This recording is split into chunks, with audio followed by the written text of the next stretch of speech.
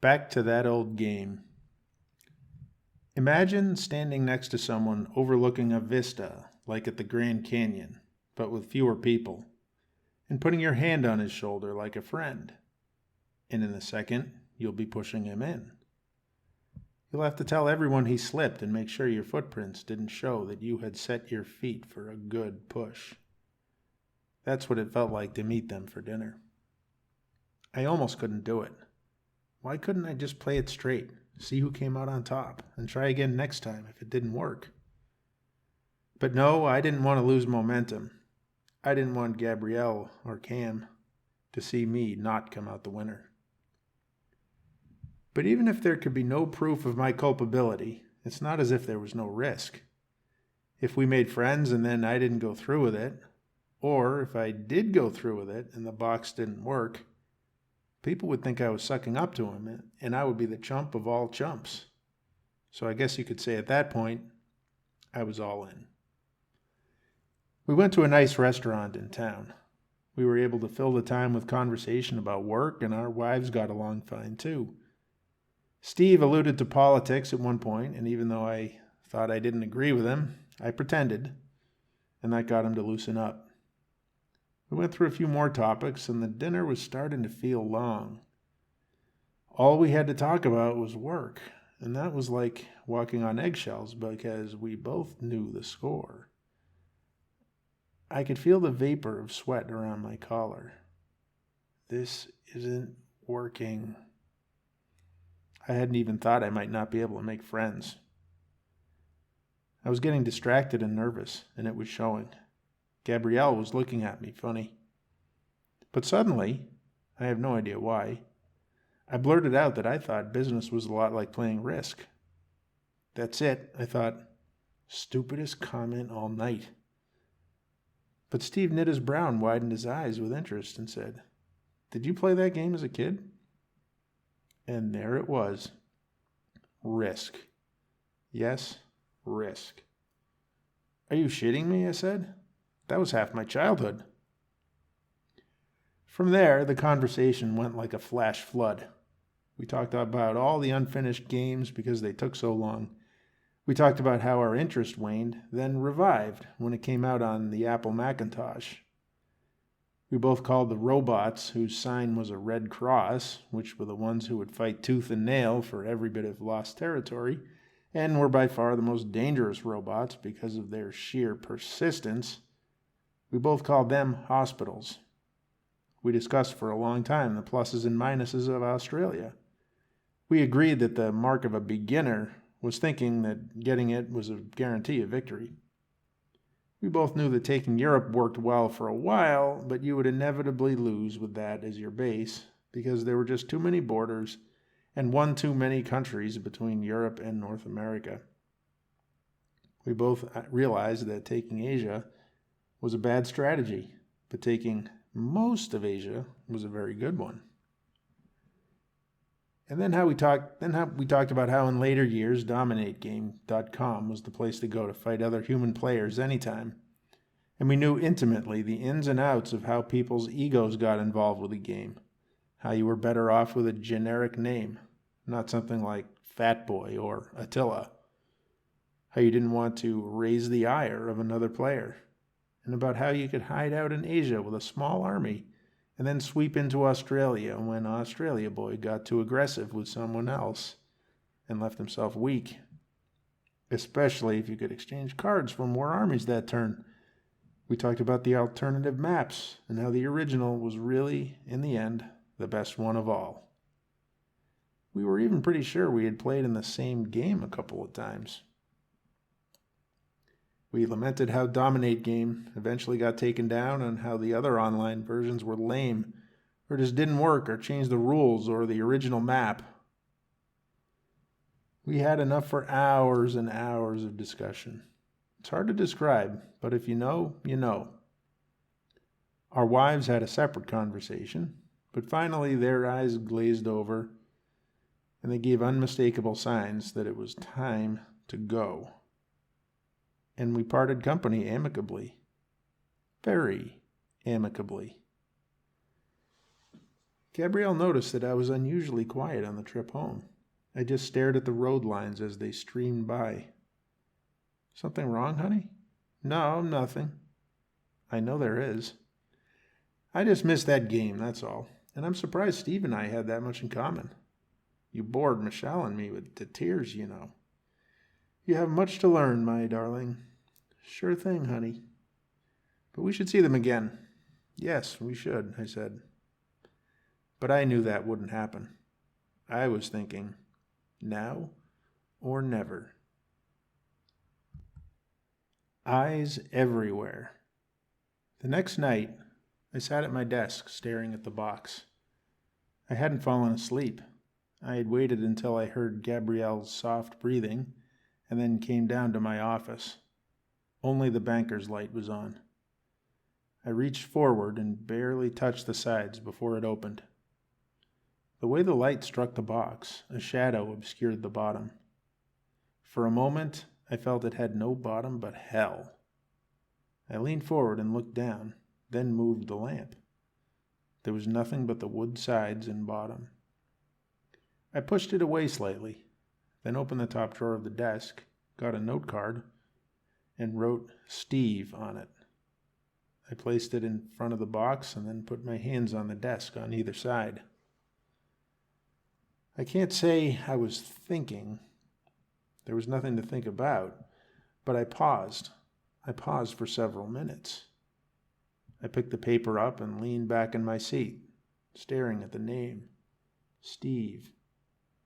If he went in the box, I was sure he would be dead. I turned the paper over and over. I looked at the box. Finally, swiftly so I couldn't take it back, I leaned forward and held the paper over the opening, and snap, the box closed. Part of the paper was sticking out, and then it disappeared as if yanked from inside. The box sat silent and dignified on my desk. The loud snap only deepened the ensuing silence. I heard the refrigerator turn on far off in the kitchen. I picked the box up and went to the closet to put it away again. As I looked up to hoist the box up to the top shelf, a camera in the upper corner of the room near the closet door caught my eye. Its field of vision appeared to be the entire room. I pushed the box into the back of the shelf and, pretending I hadn't noticed anything, I glanced surreptitiously around the room, moving only my eyes. Finding no other cameras, I went into the hall. At the end, up high, was another camera. There was also one in the kitchen, the living room, the front hall, and every other room I checked. I looked out the window and saw a camera surveilling the backyard. Why hadn't Gabrielle told me about this? I went to the kitchen and got a snack. Then I took it to the office and pretended to do some work there. After that, I went to the living room and turned on the TV. I flipped around the channels and then acted like I was disappointed there was nothing on and went back upstairs to bed. Gabrielle was asleep. I didn't know what else to do but lie down as if nothing had happened.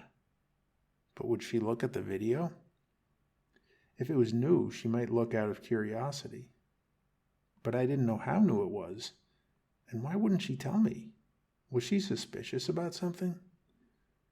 I barely got an hour's sleep, and that came only after the sun had come up. The winter. I woke up feeling like I was 10 years old again. That is, I had the same breathless apprehension about whether Catherine would die or not. Now the feeling was mixed with the dread of whether Gabrielle would see what I had done the night before. Gabrielle had already gotten up. How I slept through that, I don't know, because I felt like I had barely dozed off. So I showered and went down. Cam was eating oatmeal, and there was some ready for me, too. I usually helped with breakfast at that time, and I would have made some toast or something, but in my preoccupied state, I just sat down. I couldn't stand the wait any longer, so I decided to out with it. Gabrielle, what's up with the camera up there? I pointed up toward the ceiling where a camera patiently watched. Finally, she said. I was wondering when you'd notice them. I guess they're well hidden. Are there more? All over the house. Is that the first one you saw, really? Yes. I got them last week. They've been here for 8 days, Mr. Magoo. What for? I was nervous about Cam. You know how kids get kidnapped. I don't think that happens very often. It makes me sleep better. You're getting to be a big man at the company, she said. That's who they go for. I was dying to know whether they recorded and for how long the recordings were kept, but I didn't dare ask. Aren't you kind of afraid like the NSA is going to record everything? And why inside? Everybody puts them inside. What if Cam is home with a babysitter and something happens? I can even talk to anyone in the house remotely. It goes right to my phone. I'll show you. You know everything gets recorded. Anybody could go through it. It's encrypted. The company can't even watch it. Only we can. You believe that? It's recorded forever. Technically, yes, she said. That was not what I wanted to hear. I wanted to hear that it would be recorded for maybe a week, no more. But I can erase it if I want, she said. I left it there. I'd have to figure out how to erase it. Or was it just she that could do that? I didn't dare ask. I cursed myself for being so stupid. They were there for a full week, I said to myself. What's wrong with you? That day I heard nothing about Steve, but I was patient. With Catherine, it had taken a couple of days. I knew Steve would be on a flight, so I kept the news feed going on my computer. No crashes. I even got a text from him later on. I've got 2 armies in Yakutsk. Only a risk player would know what that means. It means he was hanging on by a thread in whatever meeting he was in and would need a lot of patience. 2 hours later, he said, "Carded." Never mind what that means, but then he said, "Australia." He had made his comeback. It was a cool conversation. The only bad thing was that it would be a feather in his cap if the box didn't do its work. I sat tight. I heard nothing for 2 days. Then my boss called me into his office. "I've got good news and bad news," he said. "Which first?" "The good news. We're making you VP of Exploration." I shook his hand violently, thanked him, and turned to leave. "Don't you want to hear the bad news?" "No. Why should I?" "Steve got stabbed. He got mugged. He's dead." I stared at him with a blank expression. A shocked expression, as much as I could. But my eyes were smiling. Cam. From the age of 3, Cam Jr.'s favorite thing was soccer. I think it's because he could focus on just one thing, the ball. He would kick it against the wall again and again until he had a very orchestrated and consistent motion. As he grew, he would practice the same moves again and again, like corner kicking into a net, to the point where I was exasperated just looking at him. He was like that about everything. Everything he did was always with the same concentration and, I'd say, flow. At the beach, he would catch small crabs for hours. Inside, he would play with his cars endlessly, immersed in a complex world only he could see. I know all parents think their child is smart, but what was remarkable was how determined he was with any task. And when you asked him a question or pointed out that he had it right, he would display an almost plastic smile, virtually identical to his smile at any other time, whether for a picture or to express his joy at a birthday present. He spoke in an even tone, with his neck and face still and penetrating, his jaw hardly moving, only his lips moving as he talked. The soccer ball was also a vehicle to engage with other people. Want to make friends with another kid? Show him the ball. Want to get to know any adult? Kick the ball toward them. Want to get Dad out of his chair? Put the ball on his lap. But I had damnably little time for him. This I'm sure every parent feels too. I don't consider myself unique. But I learned for myself that the more I made, the more time work took up. There were always deadlines and flights, and as I got more responsibility, the deadlines I gave to others only made me work twice as hard. And I had goals that made cutting back impossible. I wanted Gabrielle to live like a queen. I wanted my kids to go to private school and elite colleges. And I wanted us to have nice cars and houses and vacations on top of that. I was willing to give no ground to mediocrity. Pete. We named our second son Pete, and he grew up as strong and healthy as his brother, perhaps destined to be a little better looking to the girls and maybe a bit more charismatic, but for that, rougher around the edges. He took it as his job to disrupt Cam from his robotic perfectionism whenever possible. That caused friction, but ultimately it made both better. Pete learned to be more disciplined, and Cam learned to expect a wrench to be thrown into the best laid plans. I tried showing them risk, but the few games we started turned into semi-permanent fixtures on the dining room table. I didn't have time to play the game properly, and holidays, birthday parties, or dinner guests would mean sweeping it into the box for another day. Trying to get them interested in online versions didn't work. There were too many other options.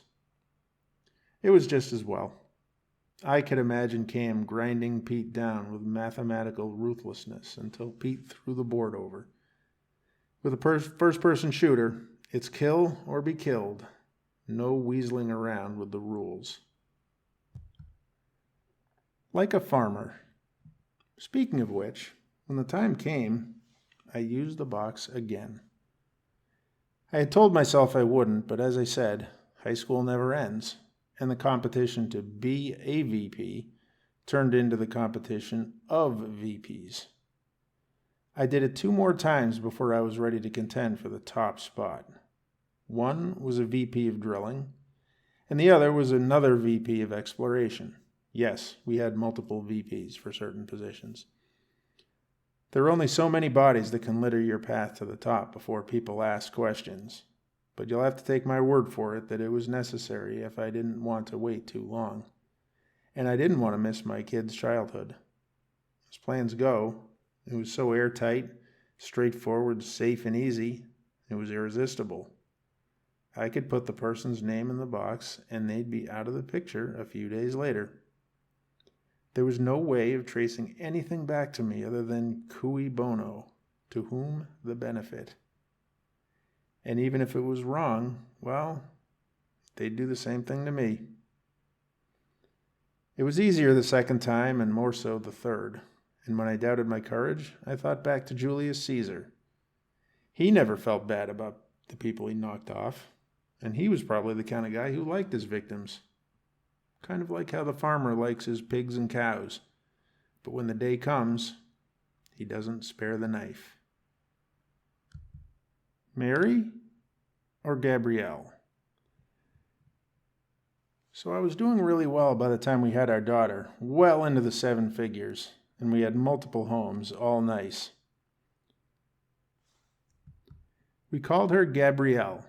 I pushed the name Catherine for a little while as a way to say sorry to my sister, but Gabrielle rightly thought I'd already had 2 choices and it was her turn.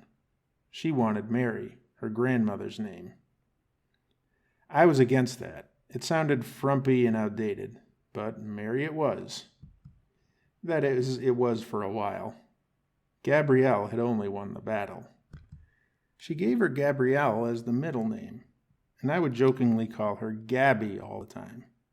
I knew my wife wouldn't like that nickname, so she kept correcting me to Gabrielle. That's a little trick I learned somewhere along the way. If you can get someone to correct you, they are already a little bought in.